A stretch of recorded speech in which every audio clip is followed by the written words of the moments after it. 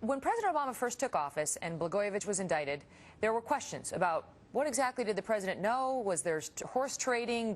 Was he involved in this? Were his advisors involved? So President Obama, in the interest of transparency, said, I'm going to assign somebody to look at this and, ferret out all the connections. And that man was Greg Craig, who went on to become White House counsel. I have a statement. Greg Craig came out with a report. It was published that read as follows in part. The president-elect had no contact or communication with Governor Blagojevich or with members of his staff about that Senate seat. Okay, so they say the president had no contact with Blago or with members of his staff about the Senate seat. Then this union boss from the SEIU takes the stand a couple days ago, Tamara, and he says the following. He talks about his conversations with the president.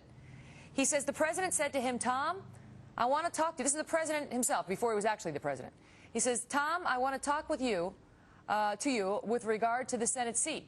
I would much prefer that Valerie Jarrett remain in the White House, but she does want to be senator.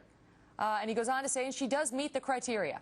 So this guy, the union boss, says, well, I said to President-elect Obama, thank you. I'm going to reach out to Governor Blagojevich. So this union boss is now saying that there was a contact between the president-elect and Blagojevich, not directly, but through him.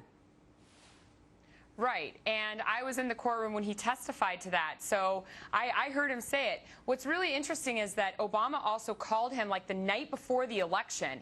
You would think that he would be concerned about other things besides Blagojevich's appointment to the Senate seat. So he was really hot on this guy Balanoff to pressure the union Blagojevich. Boss.